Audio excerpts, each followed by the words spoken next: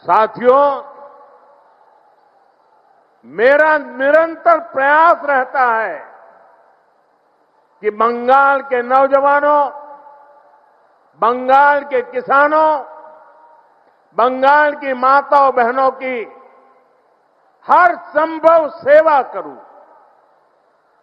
लेकिन यहां की टीएमसी सरकार केंद्र सरकार की योजनाओं को आप तक ठीक से पहुंचने ही नहीं देती। अरे भाई, अगर इनको मोदी से परेशानी है, ये तो मैं समझ सकता हूं। इनको बीजेपी से दुश्मनी है, ये भी समझ में आता है। लेकिन टीएमसी तो बंगाल के लोगों से अपनी दुश्मनी निकाल रही है। टीएमसी यहां के नौजवानों, यहां की माताओं बहनों, यहां के किसानों से दुश्मनी ठाने हुए हैं।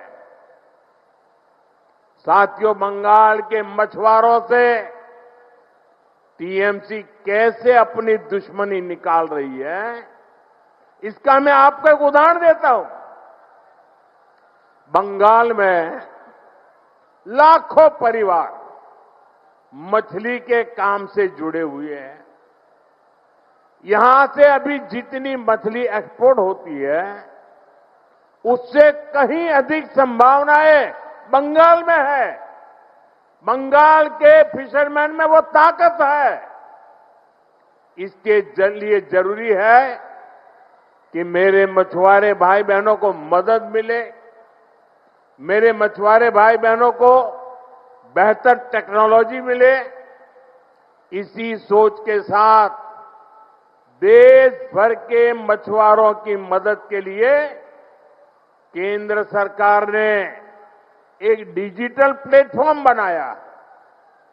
इस डिजिटल प्लेटफॉर्म पर देश भर की राज्य सरकारें अपने यहां के मछुआरों के नाम रजिस्टर करवा रही है।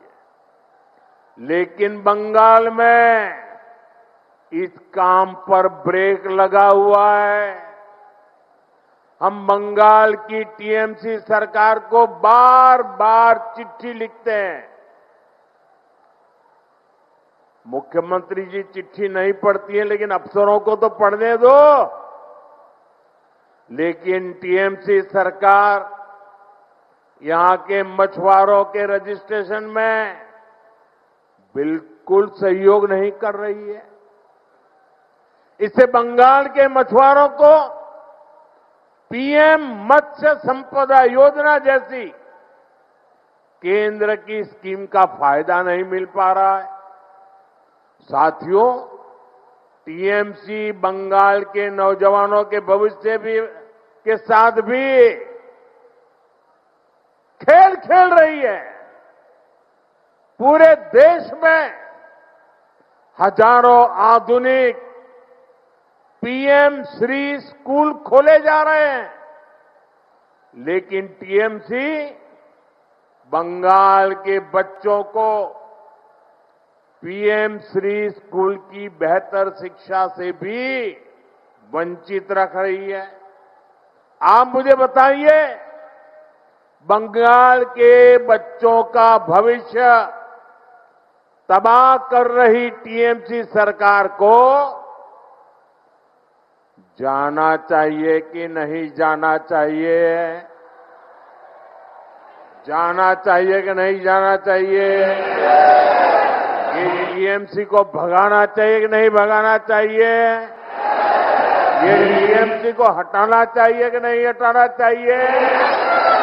बंगाल को बचाना चाहिए कि नहीं बचाना चाहिए? नौजवानों का भविष्य बनाना चाहिए कि नहीं बनाना चाहिए? माताओं बहनों को सुरक्षा देनी चाहिए कि नहीं देनी चाहिए?